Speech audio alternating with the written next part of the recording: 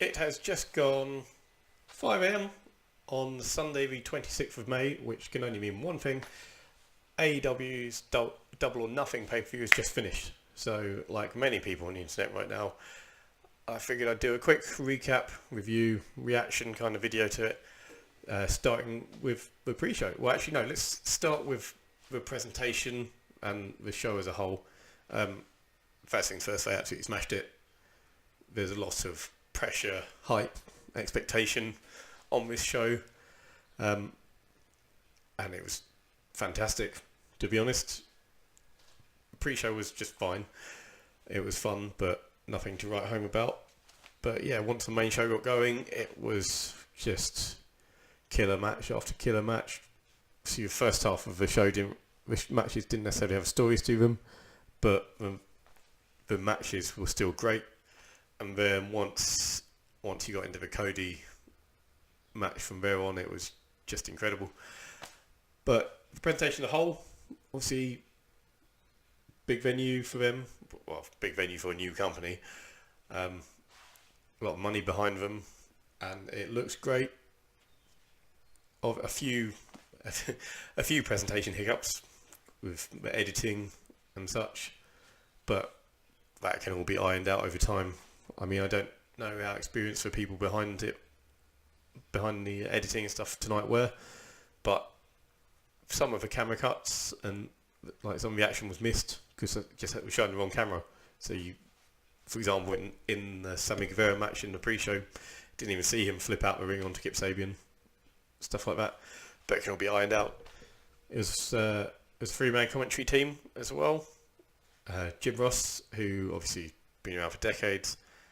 A lot of people, myself included, weren't feeling that great about him being involved in AEW because his work on New Japan hadn't been that stellar. But he got into it as it went on, and he had a really good chemistry with Excalibur, who was on form throughout the show. Alex Marvez, I'm not that familiar with. From what I can gather, he's an NFL kind of guy. He was quite flat in his delivery, but again, if he needs to work on it, because if this is his first wrestling show, covering it live, he needs to find his voice. So he just probably needs a bit of time, because if he's used to covering live events, then it's not that big a stretch to think that over time he'll really get a bit of chemistry with the other two. If it's going to be a three-man team every week once the live show starts, I don't know. But yeah, the set looks great with the two tunnels and the big trons and stuff and the massive poker chips. There were a few issues with the layout though, which we'll get to later. But yeah, we'll start with rattle through the pre-show quickly. The Battle Royale with Dustin Thomas, MJF, Sunny Days, Brandon Cutler, Michael Nakazawa, Brian Pillman Jr., Isaiah Cassidy, Jimmy Havoc, Joey Janela, Sean Spears, aka Ty Dillinger, Billy Gunn, Glacier, Jungle Boy, Mark Quinn, Ace Romero, Sonny Kiss, Luchasaurus, Orange Cassidy, Marco Stunt, Tommy Dreamer, and finally the Joker, Hangman Page. It's a battle royale with 21 people in it. It's going to be messy. It was messy. Trying to keep up with it. The stuff in it was fine. It's just, this is where the issues with what you can and can't see with the camera cuts really stood out straight away. MJF really stood out. He got a lot to do. Luchasaurus did as well. Jimmy Havoc did. Joey Janela took a big bump, like neck first through a table, because he's Joey Janela. As soon as Hangman Page was 21st entry, you knew he was winning. There's no surprise there. The only surprise is that he was even in this, because obviously he was scheduled to be facing Park. That got pulled, and there was talk that we had something even bigger and better planned for his opponent. That obviously fell through, but hey, it's just a pre-show. Plenty of people got given moments to do their thing, different styles, different approach and stuff. A little bit on the goofy side maybe, depends what you're into. But yeah, and then when there was the librarians get backstage, which with two librarians, with Leva Bates and I can't even think what the other librarian's name is, I've gone blank, interrupting an interview with Kylie Ray. Very sports entertainment, shall we say. Then we had Kip Sabian versus Sammy Guevara. Now, I expected Sammy Guevara to win this. I just figured that he would be someone that AEW would be pushing quite hard. As it turns out, Kip Sabian won. The UK is Kip Sabian. Now, just in case you didn't catch it on commentary, the UK was able to watch this tonight on ITV Box Office. We did stay up late for it. I think they probably mentioned that on commentary about 28 times an hour in the show. But yeah, it was a fun little match. But yeah, slightly surprising result, I thought. And then it finished with about 7 minutes left on the show, maybe. So then you had a promo video for Sadie Gibbs heading to AEW. We had Jim Ross making a Goldberg-style approach to the ring from backstage. Being the Elite segment, which seemed a strange way to go home, so to speak, from the pre-show. Because if you're trying to sell this to the masses, getting them to watch the buy-in to maybe buy the show, so going for the YouTube being the Elite audience who are already probably buying the show seems a bit of a weird one. And the pre-show overran and dropped off the air a bit mid promo when they came out on, like, all the being the Elite guys came out and thanked everyone and made a big deal about what a major moment this was. But yeah, it dropped off the air, so a bit of an awkward pre-show really. But on to the main show. I didn't say at the start, spoilers obviously, but why are you watching this if you don't want spoilers? That's on you. It's very clearly marked in the title. Anyway, the main show opened with the US national anthem with three singers who were all slightly out of sync with one another. We'll forget about that. The opening match of the main card was SoCal Uncensored against Strong Hearts, which was such a fun opener. Everyone looked good. You had obviously Daniels, Kazarian and Scorpio Sky. You had Seema and T-Hawk. We've got a cat invading. He's not thrilled that we've been up this late. He's all confused. Like, Walter. This is Walter. Say hello to Walter. And now get down, Walter. But anyway, yeah. Seema, T-Hawk and Lindemann. It was a great showcase for the OVE guys. Just a really fun opener. High energy, high pace, high tempo. Quite frantic. But we had great chemistry, great showcase for the guys. And I want to see more of both teams because there's so much potential for them.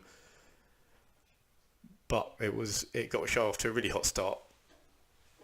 And then it was just never stopped. Up next was the women's triple threat. Britt Baker, Nyla Rose and Kylie Ray. Except that just before the match started, Brandi Rhodes came out in her ring gear, which caused a lot of people to panic and think that she was putting herself into the match. But she did in fact introduce Awesome Kong, which got a huge pop.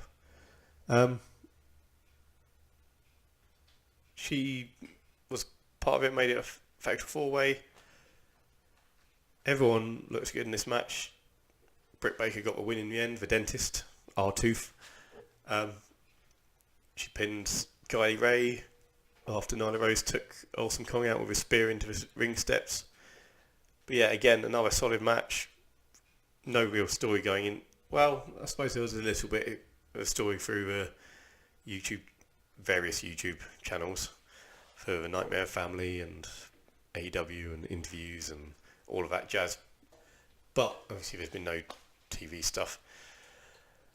But again, another just really fun match. And then there were two matches that were rumoured to have been dropped from the card, and they were the next two matches, the first of which was the Best Friends against Angelico and Jack Evans. A lot of neon going on in this match, especially with Angelico. Big tag spots, big moves, big fun. Everyone got a chance to shine. Again, just a really fun match. Um, the more interesting bit, I suppose, obviously it was a great match to watch.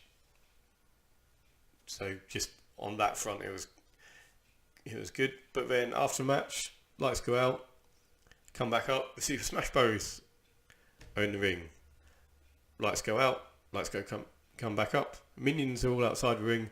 They drag Angelico, Jack Evans, Chuck Taylor, and Trent Barretta outside, beat them down, and then roll them in one by one for Super Smash Bros to take them out with some of their tags special moves.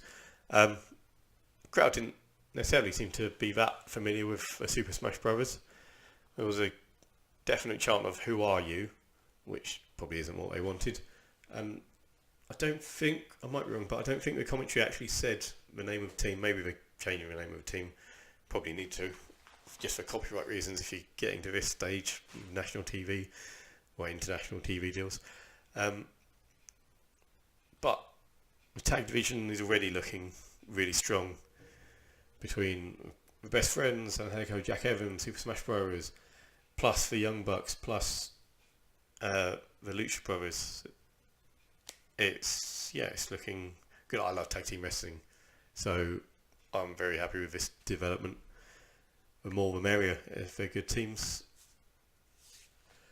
But up next was the match I was possibly most looking forward to, which was the Yoshi girls. Aja Kong, Yuka Sakazaki, and Emi Sakura against Hikaru Shida, Riho Abe, and Ryo Mizunami. Again, there'd been rumours this had been dropped. Thankfully, that wasn't the case. And my main takeaway from this match is I need to watch more Yoshi wrestling. It was a great showcase. If there's been talk that these wrestlers will be treated kind of like the cruiserweight division in WCW, where it's a special attraction and it's something different to the competition to really get your teeth into. I'm all in favour of that because this match was brilliant. It was so much fun. They all looked brilliant. They all delivered. Kenny Omega's the one that really scouted these girls and really pushed for them to be on the card and part of AEW, and that's been vindicated because they were superb. I think some of them have got real potential to be huge fan favourites within the world of AEW. Most notably Sakazaki and Hikaru Shida. I think those two in particular, but all of them looked great. Aja Kong had a bit of a limp on the way to the ring, but she seemed fine once she was going. There's a bit of a botch, if you want to call it that, towards the end when there was a 2.99 count, and the ring bell rung. But hey, we'll forgive them. It's the first proper AEW show. Just another kink to be ironed out. But now we moved on to the more story-heavy matches, starting with Cody Rhodes against Dustin Rhodes. Cody's entrance was interesting. It was a bit of a pastiche, a bit of a piss take of Triple H at WrestleMania. It was a concrete throne with Triple H style designs.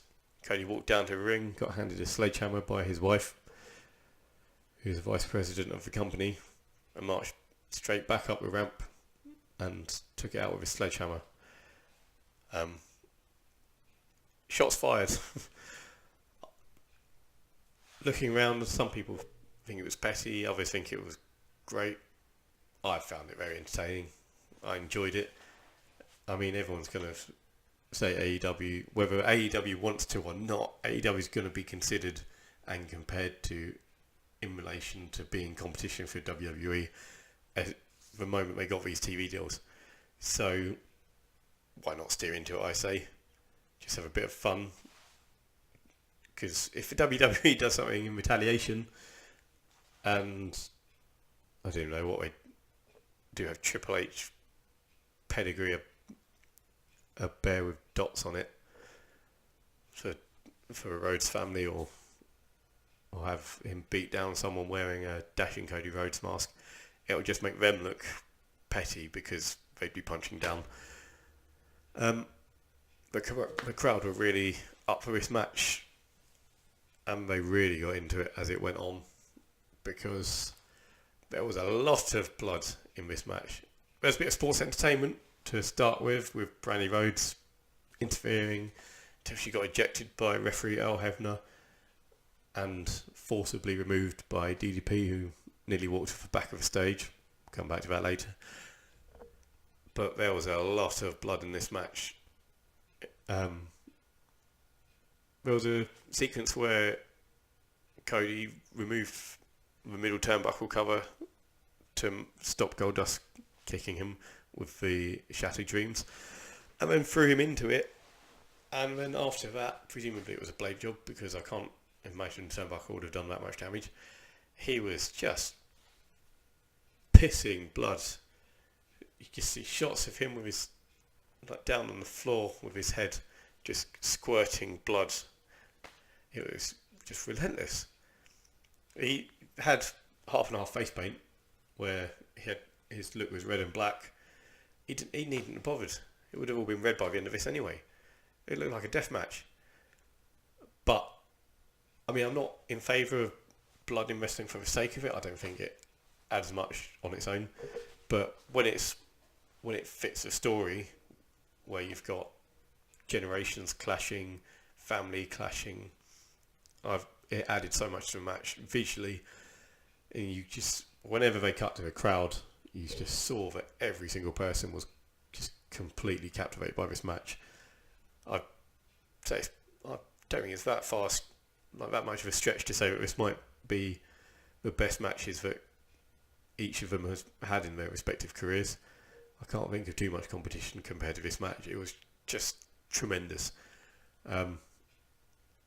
But yeah, by the end of the match, Dustin Rhodes covered in blood, Cody Rhodes covered in his brother's blood, the referee covered in blood, the ring covered in blood. You've seen where I'm going with this.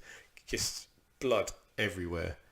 And then afterwards, Cody gets back in the ring after he's beating him and gets the microphone and says, "I don't need a partner, I don't need a friend, I need my older brother to set up the two of them against the Young Bucks at Fight for the Fallen." This was just tremendous from start to finish. John Oliver said on his show a while back, when pulling apart with WWE over Saudi Arabia shows, that wrestling is better than the things that you like. This was one of those moments. It was just tremendous. But yeah, if you don't like gore, this might not be for you, because like I said, just spurting relentlessly out of his head. I don't remember last time I saw something like that. I suppose in terms of mainstream wrestling, shades of the JBL Eddie Guerrero match from years ago, or was it John Cena? Anyway, and then as a bit of downtime, bit of a buffer, Jack Whitehall was in the ring. British comedian, not sure what Americans would have made of, well, firstly the repeated references to the UK all night, but also, yeah, a British comedian being in the ring to then just introduce Bret Hart so that they could unveil the world title. But before Bret Hart did that, he brought Hangman Page down, who'd won the Battle Royal, and so would be in a title match at some point against the winner of a main event. And then MJF intervened. Maxwell Jacob Friedman. This guy is going to be so big for AEW. He's I saw him at WrestleMania weekend, not this WrestleMania, the one before, and I saw him on 3 shows, I think, in total, and he was one of the standouts every time he got on the mic, and this carried on, just referring to Hangman Page as a horse with a dead leg, needs putting down, called him Seabiscuit. But he's just so good on mic. And then Jungle Boy came out and MJF kind of blanked him. But when Jimmy Havoc came out, he got an entrance music. Came out with his mask and coat he'd normally wearing in entrance, and between them they ejected MJF through the crowd. I mean, it's a bit of a weird segment, but hopefully this means Jimmy Havoc will be more of a presence on shows than just some guy in the background, because if they want a bit of deathmatch variety, he's the guy to do it. He's been bleeding like gold dust many a time.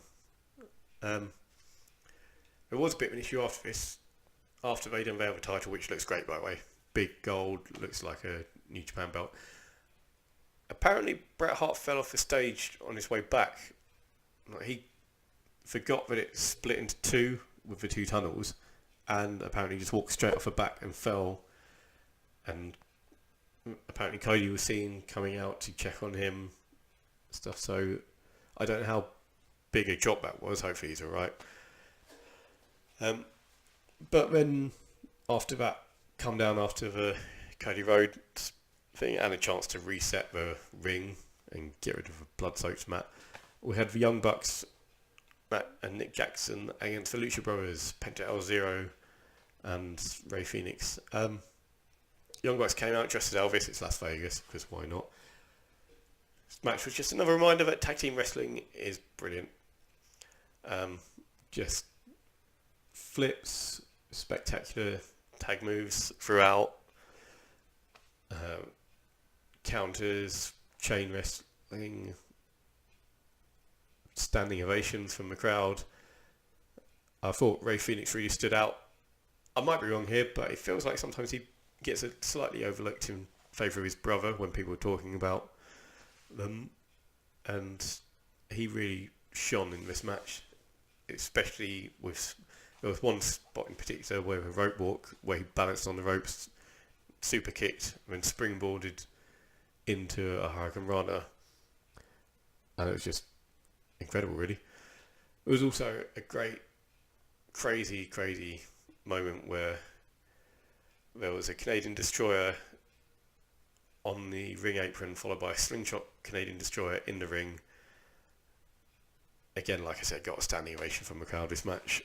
And the Young Bucks retained, so they'll, which don't think was unexpected, because they'll probably take the belts and have a rematch at AAA, where the Lucha Brothers can then win it back.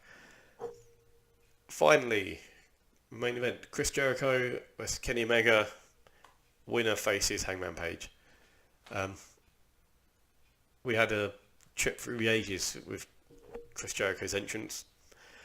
He said on a podcast, I think it was his AEW preview for Talk is Jericho, baby.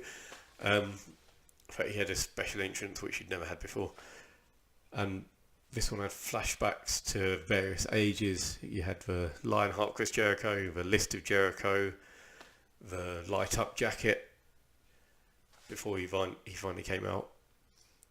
There were more shenanigans than you'd expect at the start, with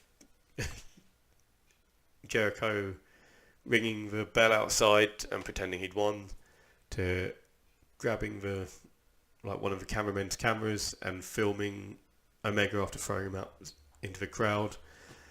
But then it really picked up, and you saw Big Match Kenny and Big Match Jericho, to be honest. There was a crazy Tobicon Hero to the outside, with Jericho holding a table up so no one to catch Kenny, just had to crash into the table and into Jericho and hope for the best. That looked mad. There was he then got back in the ring and did a springboard stomp onto the table, onto Jericho, from in the ring to the outside. Other big spots, there was a V-trigger into the turnbuckle, there's a back suplex onto Jericho's neck, there's a lion saw. There were two lion saws back to back, but the first of which was onto Kenny Omega's head. It stuttered slightly towards the end, because there was a spot with a one-winged angel being countered by Jericho into a DDT, but something went wrong and it looked really awkward, and so they just kind of set the spot up again and did it again, and this time delivered the DDT properly. But I'm not sure it really needed to be done again, because you could have just written it off as fatigue, where they were both exhausted. But Jericho's been in the YouTube videos for the road to Double or Nothing. Jericho's been talking about his new Judas Effect. Why didn't he call it the Judas Kiss? It would have fit him perfectly. The Judas Effect finisher that he said he'd worked on, which was just a spinning back elbow. Surprise, surprise, he actually hit Omega with this and won. Clean as a whistle. Plans may change, but apparently it had been planned that Puck would beat Hangman Page in their originally scheduled match and then lose to Kenny Omega down the line. But if that was the case, plans have changed a lot, because Jericho won, so we get Hangman Page versus Chris Jericho to become the first AEW champion. And just when you think it's over, Jericho gets on the mic. As he said he would, he won the match, and as he said he would, he insisted that he got thank yous from everyone for the match. And then, wouldn't you know it, Jon Moxley appears, comes marching through the crowd with jacket on his back with Mox sprayed down it. Gets in the ring, Jericho turns around, starts shouting, "What are you doing here?" Dirty D's to Jericho to a massive pop. Then Dirty D's to a ref, because why not?